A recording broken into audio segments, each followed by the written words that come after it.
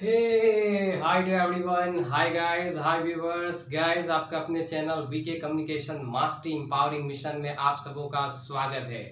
Guys, आज की class में हम गाइस असर्टिव सेंटेंस की बात करने वाले हैं, उसके टाइप्स की बात करने वाले हैं। तो गाइस, मैंने जब आपको सेंटेंस के बारे में पढ़ाया था, जब मैंने आपको बताया था कि काइंड्स ऑफ सेंटेंस के बारे में, जो कि 4 प्रकार के होते हैं, तो वहाँ मैंने असर्टिव सेंटेंस का डेफिनेशन बड़े अच्छे से आपको बताया था। और हमने बताया था कि जो असर्टिव सेंटेंस होते हैं वो 2 कैटेगरी में डिवाइड होते हैं। एक कैटेगरी को हम लोग अफर्मेटिव सेंटेंस कहते हैं और दूसरे कैटेगरी को हम लोग नेगेटिव सेंटेंस कहते हैं। कहने का तात्पर्य हुआ गाइस कि अगर असर्टिव सेंटेंस पिता है तो उसके 2 संतान होंगे।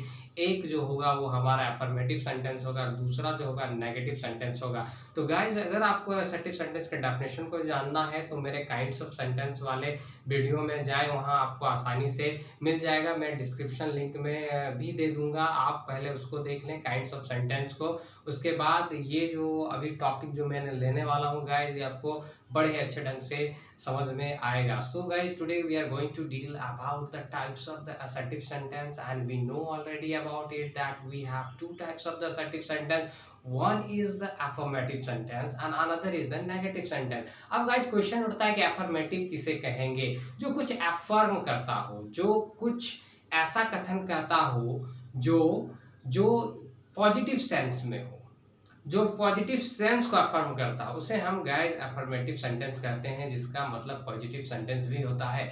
और गाइस, जिसमें ना और नहीं की बात की जाए, जिसमें नकारात्मक चीज़ों को दिखाया जाए, जिसमें नेगेटिव वे में जो सेंटेंस बात करे, जो नेगेटिव वे में जिसका सेंस ऑफ जो ह्यूमर हो या जो सेंस हो सेंटेंस का वो नेगेटिव वे में हो, तो उसे हम नेगेटिव सेंटेंस कहते हैं गाइस। तो गाइस, आइए आज आपको मैं ले चलता हूं कि क्या स्ट्रक्चर होते हैं, क्योंकि जो डेफिनेशन का पार्ट है वो ऑलरेडी हम लोगों ने काइंड्स ऑफ सेंटेंस वाले चैप्टर में हम लोग डील कर चुके हैं। जब मैं उस टॉपिक को ले रहा था काइंड्स ऑफ सेंटेंस वाले, तो उसमें मैंने इस टॉपिक को ऑलरेडी डील किया था। If you want to know about the definition of the assertive sentence, about the affirmative sentence and the negative sentence, you go to the my playlist and there is a video of the kinds of sentences. You watch it completely, and then you come to the this part. So today we are going to deal, my dear viewers, my dear students, about the parts of assertive sentence. And we know already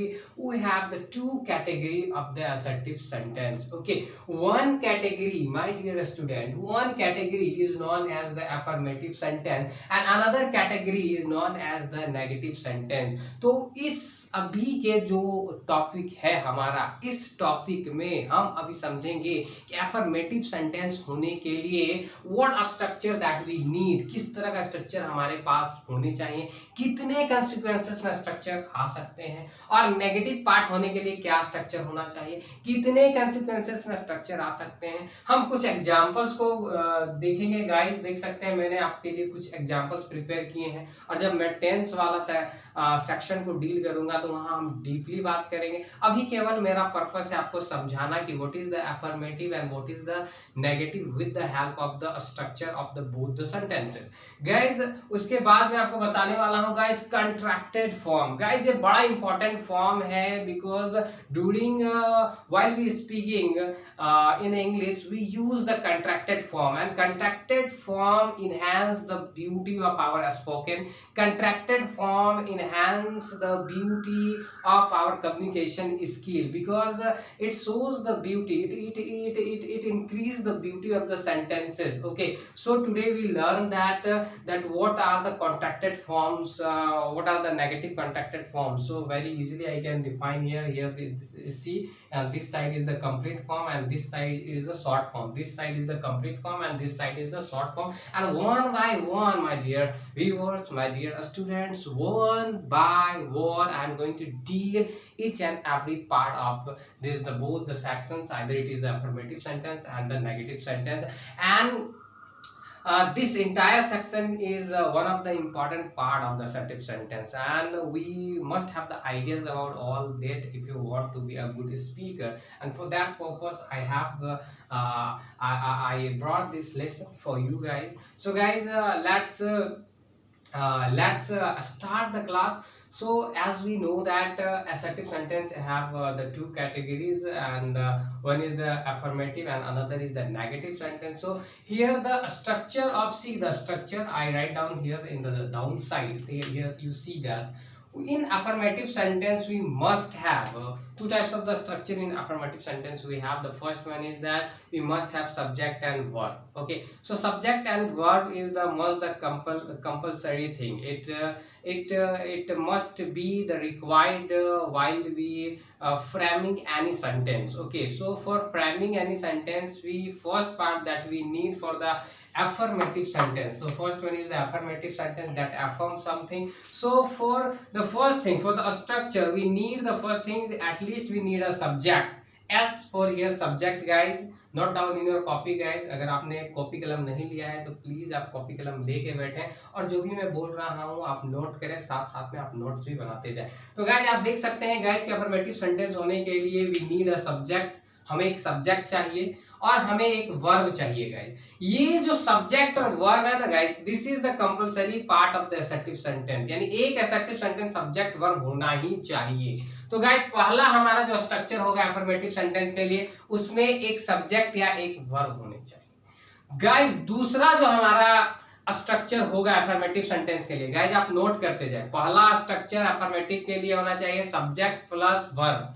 दूसरा structure जो हमारे पास होना चाहिए guys, subject plus verb plus, या तो उसके साथ other word हो सकते हैं गाइज, जैसे देख सकते हैं हम ओ का इस्तेमाल किए हैं, यहाँ ओ फॉर ऑब्जेक्ट है गाइज। तो दूसरा जो हमारा स्ट्रक्चर होगा गाइज अफर्मेटिव सेंटेंस का, उसमें होगा सब्जेक्ट होगा, वर्ब होगा, प्लस उसके साथ ऑब्जेक्ट हो सकता है गाइज। अगर गाइज उसके साथ ऑब्जेक्ट नहीं हुआ तो गाइज उसके साथ सी यहाँ लिखा गया है, सी फॉर कंप्लीमेंट, तो वो कंप्लीमेंट के साथ आ सकता है गाइस। अगर उसके साथ कंप्लीमेंट भी नहीं हुआ तो O W, O for other और W for word, other word. और मैं आपको ऑब्जेक्ट कंप्लीमेंट अदर वर्ड के बारे में भी पढ़ा चुका हूं। अगर इसके बारे में जानना है कि what is the object, what is the other word, what is the complement, तो आप मेरे जाइए, मेरे ऑब्जेक्ट के लिए मैंने एक अलग से टॉपिक प्रिपेयर किया है, मैं वो भी अपने डिस्क्रिप्शन लिंक में दे दूंगा। And first you watch that and then you come to this in this topic, then it will help you to understand in the better way. So guys, मैंने ऑब्जेक्ट के बारे में भी आपको बता दिया है, कंप्लीमेंट के बारे में भी बता दिया है, अदर वर्ड के बारे में भी बता दिया है। तो आप मेरे डिस्क्रिप्शन लिंक में जाकर ऑब्जेक्ट के बारे में पहले समझें क्या ऑब्जेक्ट होता है, उसे जरूर वॉच करें, और उसके बाद जो मैंने काइंड्स ऑफ सेंटेंस पढ़ाया है उसे भी जरूर वॉच करें, उसके बाद आपको ये अच्छे से समझ में आएगा। तो अफर्मेटिव सेंटेंस के लिए हमारे पास तीन तरह का स्ट्रक्चर होते हैं। The first structure is the we need subject plus verb structure. Second structure subject plus verb, अब उसके साथ हो सकते हैं ऑब्जेक्ट हो सकता है, या कंप्लीमेंट हो सकता है, या अदर वर्ड हो सकता है। आप इसको तीन अलग स्ट्रक्चर में भी लिख सकते हैं या एक ही स्ट्रक्चर में लिख सकते हैं, subject plus verb plus object oblique complement oblique other word, या आप ऐसे लिख सकते हैं guys, subject plus verb plus object, A हो गया, बी में subject plus verb plus complement, और सी में लिख सकते हैं guys subject plus verb plus other word. D वाला जो स्ट्रक्चर है गाइस, लास्ट थर्ड स्ट्रक्चर हमारा, फर्स्ट स्ट्रक्चर हमने देखा सब्जेक्ट प्लस वर्ब, सेकंड देखा guys subject plus verb plus other word plus object plus complement. अब थर्ड जो हमारा स्ट्रक्चर है जो अफर्मेटिव में आते हैं वो है guys subject plus auxiliary verb plus verb plus object oblique other word oblique complement. तो गाइस ये तीन स्ट्रक्चर होते हैं, और इसी तीन स्ट्रक्चर में कहीं ना कहीं दुनिया का हर अफर्मेटिव सेंटेंस आता है।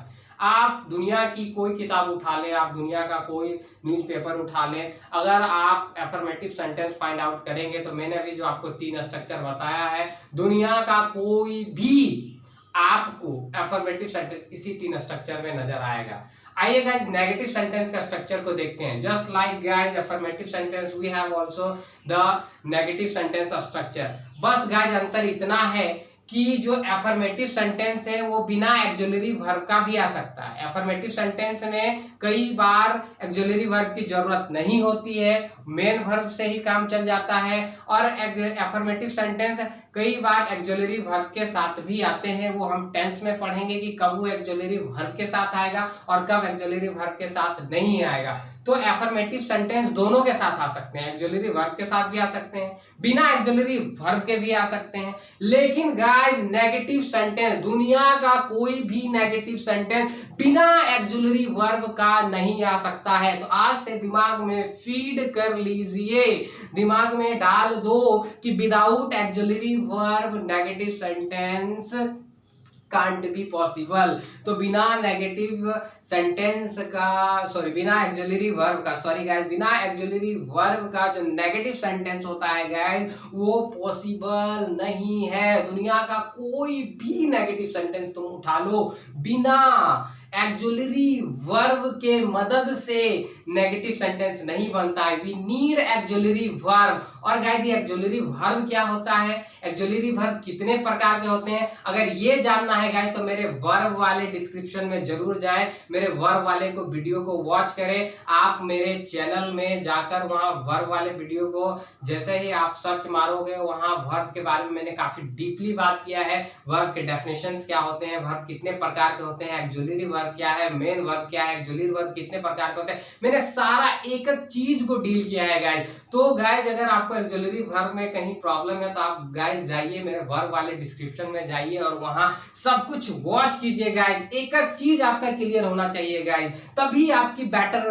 कम्युनिकेशन स्किल हो पाएगी, तभी आपका स्पोकन बेटर हो पाएगा, तभी आप एक अच्छा इंग्लिश का कम्युनिकेटर बन पाओगे, तभी आप एक अच्छे अंग्रेजी बोल पाओगे guys. You need the all the concept guys, और मैं हर कंसेप्ट आपको देख रहा हूं, ग्रामर के हर बेसिक कंसेप्ट जो स्पोकन के लिए नीड के लिए जरूरी है, जो स्पोकन के लिए जरूरी है, जो कम्युनिकेशन स्किल के लिए जरूरी है, मैं हर वो चीज दे रहा हूं गाइस। मैं यहाँ आपके लिए हूं गाइस, और मेरा एक ही मकसद है आपको इंग्लिश सिखाना, आपको इंग्लिश बोलने सिखाना, आपको कैपेबल बनाना, आपको इतना कैपेबल बनाना कि आप किसी भी स्टेज में खड़े होके आप कुछ भी इंग्लिश में बोल सकते हो। ये मेरा मकसद है और मैं ऐसा करके रहूंगा गाइस। आगे बढ़ते हैं। तो नेगेटिव सेंटेंस होने के लिए एक्सुलरी वर्ब होना ही होना चाहिए, तभी उसका नेगेटिव बन सकता है। अब कितने तरह से हमारे पास ये स्ट्रक्चर के रूप में आ सकते हैं, तो गाइस जो नेगेटिव सेंटेंस है वो हमारे पास 2-3 तरीके से आ सकते हैं। पहला गाइस कि उसमें सब्जेक्ट होना चाहिए,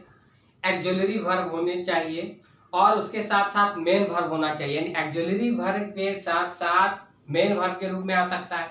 तो पहला क्या हो गया गाइस कि सब्जेक्ट होना चाहिए और एक्सुलरी वर्ब होगा ही होगा। तो सब्जेक्ट के बाद हमारा देखिए गाइस हमने ए भी का इस्तेमाल किया, आप नोट करते जाए गाइस। तो नेगेटिव सेंटेंस का स्ट्रक्चर होगा subject, S for subject, plus auxiliary verb, A for auxiliary, V for verb, जिसे हेल्पिंग वर्ब भी कहते हैं, प्लस नॉट गाइस, क्योंकि यहाँ हमें नेगेटिव दिखाना है तो नेगेटिव दिखाने के लिए हम नॉट का प्रयोग करते हैं। तो गाइस नॉट, और प्लस गाइस वर्ब यहाँ आएगा।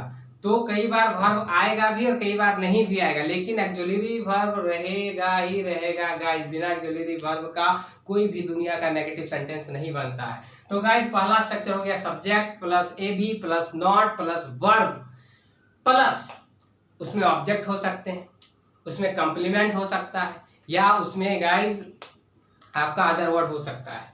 तो गाइस पहला हो गया subject plus A B plus not plus verb plus object. दूसरा guys subject plus A B plus not plus other word. तीसरा guys subject plus A B means auxiliary verb plus not तो रहेगा ही negative के लिए, और plus complement. तो मैंने आपको 3 तरह का स्ट्रक्चर दिए गए, सब्जेक्ट प्लस एक्सुलरी वर्ब, पहला जो हमने दिया subject plus auxiliary verb plus not plus verb यहाँ main verb, okay, and plus object. दूसरा guys subject plus verb plus not, subject plus auxiliary verb plus not plus verb plus other word. तीसरा guys subject plus auxiliary verb plus not plus complement. तो guys ये 3 तरह के mainly negative sentence के लिए structure होते हैं, और दुनिया का कोई भी नेगेटिव सेंटेंस उठा लो, किसी भी पेपर से, किसी भी आर्टिकल से, किसी भी बुक से, ये 3 स्ट्रक्चर से बाहर का नहीं होगा guys. Okay guys, I hope guys आप दोनों का स्ट्रक्चर को समझ गए होंगे, अफर्मेटिव और नेगेटिव। हमने आपके लिए कुछ एग्जांपल्स तैयार किए हैं गाइज। एग्जांपल समझाने से पहले मैं आपको बताना चाहूंगा कि कॉन्ट्रैक्टेड फॉर्म आप जरूर कर लें, क्योंकि जब हम इंग्लिश बोलते हैं तो हम ज़्यादा से ज़्यादा शॉर्ट फॉर्म का इस्तेमाल करते हैं, और शॉर्ट फॉर्म हमारे इंग्लिश बोलने की खूबसूरती को क्या करता है ना, बढ़ा देता है। जो शॉर्ट फॉर्म जब हम इस्तेमाल करते हैं तो हमारे इंग्लिश में जान आ जाती है, सुनने से लगता है वाह what a speaker he is.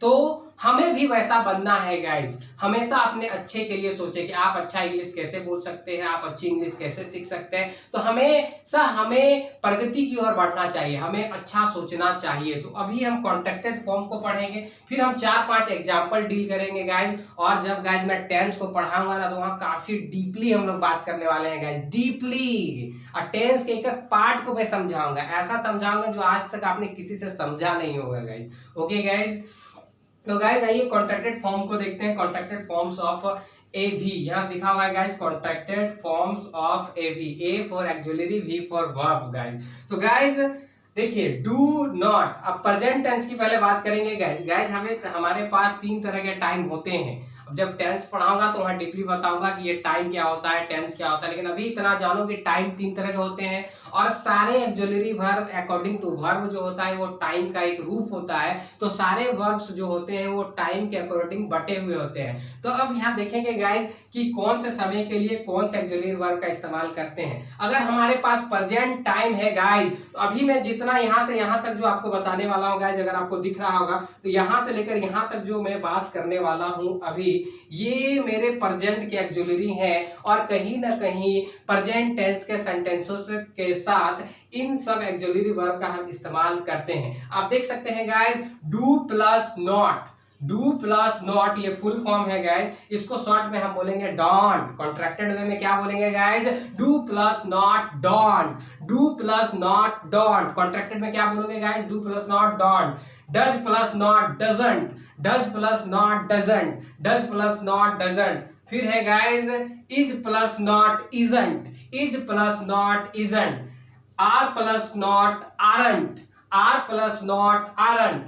M plus not amn't, am plus not amn't. फिर है guys, have plus not haven't, have plus not haven't. फिर है guys, has plus not hasn't. तो आपने देखा गाइस कि प्रेजेंट फॉर्म में, प्रेजेंट टेंस में हम जो एक्सुलरी वर्ब का प्रयोग करते हैं वो या तो हो सकते हैं do plus not don't, does plus not doesn't, is plus not isn't, are plus not aren't, am plus not amn't, have plus not haven't, has plus not hasn't. अब हम पास्ट टेंस को देखेंगे गाइस कि past tense में कितने तरह के auxiliary verb का हम इस्तेमाल करते हैं और उसका कॉन्ट्रैक्टेड फॉर्म क्या है। तो गाइस पास्ट टेंस में देखेंगे, watch plus not wasn't, did plus not didn't, did plus not didn't, watch plus not wasn't, were plus not weren't, were plus not weren't, had plus not hadn't, और did plus not didn't। तो आप देख सकते हैं guys, past tense में जो हम contracted form का इस्तेमाल करते हैं, पास्ट टेंस के लिए जो हमारे पास एक्सुलरी वर्ब है वो है did plus not didn't, was plus not wasn't, were plus not weren't, and had plus not hadn't, and like that। Okay guys, next बढ़ते हैं गाइज अपने फ्यूचर टेंस की ओर। फ्यूचर टेंस के लिए जो हम कॉन्ट्रैक्टेड फॉर्म का इस्तेमाल करते हैं एक्सुलरी वर्ब के लिए, हमारे पास सेल विल है गाइज, सेल विल बस 2 ही है जिसमें हमारा फ्यूचर टेंस सम्मिलित है। तो गाइस देख सकते हैं, सेल प्लस नॉट सैलेंट, ये फ्यूचर टेंस की हम बात कर रहे हैं कि फ्यूचर टेंस में किस तरह के एक्सुलरी वर्ब का हम प्रयोग करते हैं। Shall plus not shan't, shall plus not क्या बोलेंगे guys, shan't. Shall plus not shan't, will plus not won't. तो गाइस हम फ्यूचर टेंस में 2 एक्सुलरी वर्ब का प्रयोग करते हैं, shall plus not shan't and will plus not won't. आज से आपको अपने बोलचाल में भी इनका प्रयोग करना है, don't, doesn't, didn't, salt, want. तो ये जितना आप यूज करेंगे गाइज, आपकी इंग्लिश उतनी खिलकर अंदर से आएगी, आप उतना नेचुरल होगे, आप उतना फैमिलियर होगे, और आप जितना फैमिलियर होगे इंग्लिश के साथ, इंग्लिश आपकी उतनी ही आसान बनती जाएगी। गाइज कुछ मॉडल्स वर्ब भी हमारे पास होते हैं, उनके साथ भी हम कॉन्ट्रैक्टेड फॉर्म का इस्तेमाल करते हैं, जैसे can plus not can't, and may plus not meant, and must plus not mustn't, should plus not shouldn't, could plus not couldn't, would plus not wouldn't। तो dare plus not daren't, ought plus not oughtn't, might plus not mightn't। तो इस तरह के बहुत सारे जो हमारे modal verb हैं उसके भी कंट्रैक्टेड फॉर्म होते हैं गाइस। जब मैं मॉडल वर्ब आपको पढ़ाऊंगा तो मैं डीपली बताऊंगा कि मॉडल वर्ब क्या होते हैं और किस तरह के यूजेज होते हैं। अभी केवल आप शॉर्ट फॉर्म को जानिए। अब गाइस बात रही हमारे एग्जांपल्स की, जो हमने 2-3 एग्जांपल लिया है। तो हमने अभी क्या देखा गाइस, हमने देखा कि कितने तरह के स्ट्रक्चर में असर्टिव सेंटेंस आ सकता है अफर्मेटिव वे में, कितने तरह के स्ट्रक्चर में असर्टिव सेंटेंस आ सकता है नेगेटिव फॉर्म में, उसके कंट्रैक्टेड फॉर्म क्या होते हैं। These are the very important forms guys that we use in our day-to-day conversation, in our day-to-day life speaking, and in our day-to-day life spoken of English. So these are the very important, and we need to use that to become familiar with the such words. तो guys अब हम examples की बात करेंगे, examples से समझेंगे और क्या होता है। तो देख सकते हैं guys, मेरा पहला example जो मैंने लिया I go, इसमें आप देख सकते हैं guys कि हमारे पास दो ही चीज है, एक सब्जेक्ट है और दूसरा गाइज हमारे पास वर्ब है। तो गाइज जो मैंने पहला एग्जांपल लिया है आई गो, इसमें देख सकते हैं ये एक ऐसा असर्टिव सेंटेंस है, इसमें केवल दो चीजें हैं, एक सब्जेक्ट है और एक वर्ब है। और जब मैं इसका नेगेटिव फॉर्म करूंगा गाइज, तो आप देख सकते हैं गाइज ये इसका नेगेटिव फॉर्म है, ये है आई डोंट गो। तो यहाँ आई गाइज सब्जेक्ट हो गया, ये डोंट गाइज ये एक्सुअली वर्ब हो गया। अब नॉट इसलिए आया क्योंकि वो नेगेटिव फॉर्म में हमें उसे दिखाना है। तो इसे अगर पूरा करेंगे तो गाइस क्या हो जाएगा, आई डू नॉट गो, और शॉर्ट में क्या बोलेंगे गाइस, आई डोंट गो। देखिएगा I do not go, I don't go. तो देखिएगा जब आप आई डोंट गो बोलते हैं तो कितना अच्छा सुनने में लग रहा है। तो बोलचाल में हमें कंट्रैक्टेड फॉर्म का इस्तेमाल करना है और राइटिंग में हमें फुल फॉर्म का इस्तेमाल करना है। तो go, so my dear viewers, my dear students, I go का नेगेटिव फॉर्म क्या हो जाएगा, I don't go. Second guys देखेंगे, he writes a letter, he writes a letter. अब देख सकते हैं गाइस यहाँ हमारे पास सब्जेक्ट भी है, राइट्स वर्ब भी है और अ लेटर ऑब्जेक्ट भी है। ऑब्जेक्ट किसे कहते हैं, ऑब्जेक्ट वाले सेशन में जाइए, आपको पता चल जाएगा ये लेटर कैसे यहाँ ऑब्जेक्ट है। तो गाइस आप देख सकते हैं ही राइट्स अ लेटर, वो पत्र लिखता है। इसमें हमारे पास सब्जेक्ट भी है, वर्ब भी है, ऑब्जेक्ट भी है। जब इसका हम नेगेटिव करेंगे गाइस, तो let's see that what is the negative form of this sentence into the negative way. आप देख सकते हैं guys, he doesn't write a letter. अगर इसको पूरे वे में हम बोलेंगे तो हो जाएगा guys, he does not write a letter। और गाइस शॉर्ट वे में बोलेंगे तो क्या होगा guys, he doesn't write a letter। तो आप देख सकते हैं गाइस, आप फुल वे का भी इस्तेमाल कर सकते हैं और कॉन्ट्रैक्टेड फॉर्म का भी इस्तेमाल कर सकते हैं। हमारा तीसरा आप एग्जांपल देखेंगे guys, Rahul is a good boy. आप यहां देख सकते हैं गाइस कि राहुल हमारा सब्जेक्ट हो गया, इज हमारा एक्सुलरी वर्ब हो गया, ए गुड बॉय हमारा कंप्लीमेंट हो गया। तो ये किस तरह का हमारा एफर्मेटिव सेंटेंस का स्ट्रक्चर है, जिसमें सब्जेक्ट भी हो, जिसमें एक्सुलरी वर्ब भी हो और कंप्लीमेंट भी हो। अब जब इसका नेगेटिव करेंगे गाइस, तो आप देख सकते हैं Rahul is not a good boy. तो इसको पूरे वे में बोलेंगे तो क्या बोलेंगे guys, Rahul is not a good boy. अब इसको कंट्रैक्टेड वे में बोलेंगे तो Rahul isn't good boy, Rahul isn't a good boy, Rahul isn't a good boy in the contracted way. Full way में क्या हो जाएगा, Rahul is not a good boy. Next example को देखेंगे guys, I have drunk a lot of water. आप देख सकते हैं गाइस यहाँ हमारे पास सब्जेक्ट भी है, हैव एक्सुलरी वर्ब भी है, ड्रंक वर्ब भी है, a lot of water object भी है। यानी ये उस तरह का स्ट्रक्चर है जिसमें सब्जेक्ट हो, एक्सुलरी वर्ब हो, वर्ब भी हो और ऑब्जेक्ट भी हो। अब इसका हम नेगेटिव देखेंगे गाइस, इसका नेगेटिव देखेंगे गाइस। पहले फुल वे में देखते हैं, I have not drunk a lot of water. और अगर इसको कॉन्ट्रैक्टेड वे में करेंगे गाइस, तो I have not drunk a lot of water. तो आप देख सकते हैं गाइस कितनी इजी से हम किसी भी सेंटेंस को नेगेटिव में चेंज कर सकते हैं। बस हमें स्ट्रक्चर का आइडिया होना चाहिए, बस हमें ये आइडिया होना चाहिए कि नॉट कहाँ और किस जगह पर आएगा और किस रूप में आएगा, जो हम डीपली बाद में और डिटेल से टेंस वाले चैप्टर में भी पढ़ेंगे। लेकिन यहाँ आपको एक नॉलेज जानना जरूरी है, कुछ जानकारियां ले लेना जरूरी है, ताकि जब मैं टेंस पढ़ाऊं तो आपको वहां दिक्कत नहीं होनी चाहिए, वहां आप पर ये क्वेश्चन नहीं उठना चाहिए कि ये कहां से आ गया। तो जब मैं टेंस का लेसन स्टार्ट करूंगा गाइस, तो उससे पहले आप मेरी सारी वीडियोस को देख लें, क्योंकि जो भी मैं बता चुका हूं, चाहे वो सेंटेंस के बारे में हो, काइंड्स ऑफ सेंटेंस के बारे में हो, वर्ब के बारे में हो, ऑब्जेक्ट के बारे में हो, वो सारा वहां अप्लाई होने वाला है, वो सारा वहां यूज होने वाला है। चाहे वो वर्ब फॉर्म्स के बारे में बात हमने की हो, वर्ब के बारे में बात की हो, तो सारा वहां यूज होगा गाइस। तो मेरे सारे वीडियोस को आप एक एक करके देखें, उसे समझें, और जब मैं टेंस पढ़ाऊंगा तो आपके लिए इंग्लिश बहुत ही आसान हो जाएगा गाइस। और टेंस के बाद एक ही रोल बच जाएगा, structure, structure and structure and to develop your vocabulary, to develop your word power. ये 3-4 चीजों पर मैंने काम कर दिया ना, तो within 3 to 4 months you feel that your English become very easy, and you realize that English is a very beautiful and a very easy language, and you are able and capable to speak in English. It's my promise to you all my viewers, to all my guys. So guys, be connect with me. और अब तक अगर आपने subscribe नहीं किया हमारे channel को, तो please guys subscribe and join my community and join my family and join my channel VK communication master empowering mission. Guys next हम लोग 2-3 एग्जांपल बच गए, उस पर बात करते हैं।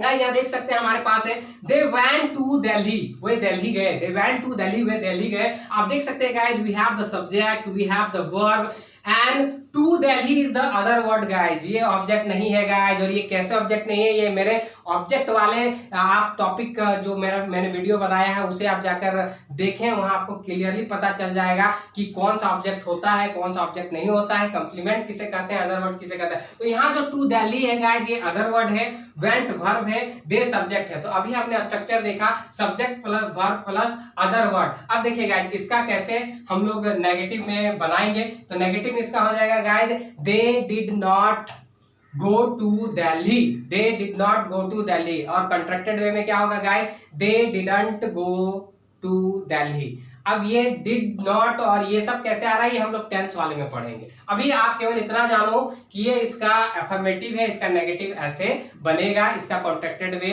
ऐसे बनेगा। कोई भी आपको डाउट हो तो आप मेरे कमेंट सेक्शन का इस्तेमाल कर सकते हैं, वहां आप मुझे बता सकते हैं कि सर ये चीज समझ में नहीं आई, मैं आपको फिर से समझाऊंगा। गाइस यहाँ देख सकते हैं गाइस, वी सेल, नेक्स्ट बात करते हैं guys, we shall help the poor. आप देख सकते हैं गाइस, सेल आ गया, फ्यूचर टेंस की बात कर रहे हैं, we shall help the poor, हम गरीबों की मदद करेंगे।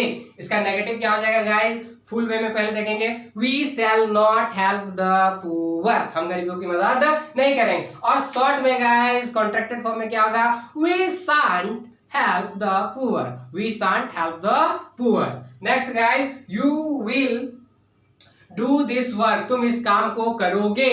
नेगेटिव क्या हो जाएगा guys, you will not do this work. और शॉर्ट फॉर्म में क्या हो जाएगा guys, you won't do this work.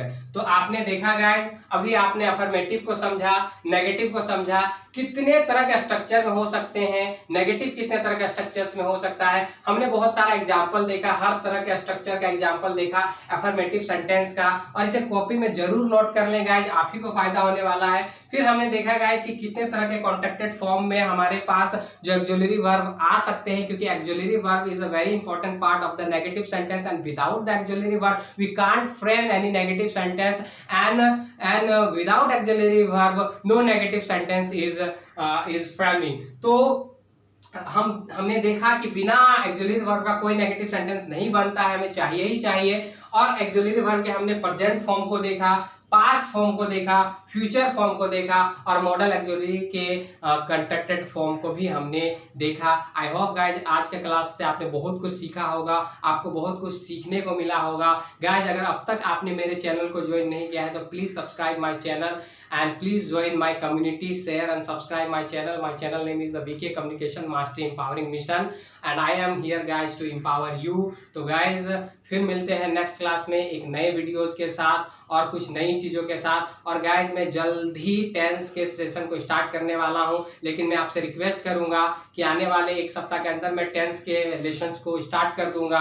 तो टेंस पढ़ाने से पहले मैं आपको रिक्वेस्ट करूंगा कि एक सप्ताह अभी आपके पास टाइम है। मैंने जितने भी पिछले वीडियोज आपके लिए बनाए हैं प्लीज़ आप एक एक करके उसे देखें, एक एक करके वॉच करें, वर्ब को समझें, सेंटेंस को समझें, सब्जेक्ट को समझें, ऑब्जेक्ट को समझें। और ये सब जब आप समझ जाएंगे तो आपके लिए टेंस बहुत ही आसान होने वाला है और बहुत ही यूनिक होने वाला है, क्योंकि मैं बहुत ही यूनिक तरीके से आपको पढ़ाने वाला हूँ और आपको रियलाइज होगा कि टेंस कितना आसान है और कैसे आप टेंस की मदद से इंग्लिश बोल सकते हैं। तो bye guys, have a good day, take care, bye bye.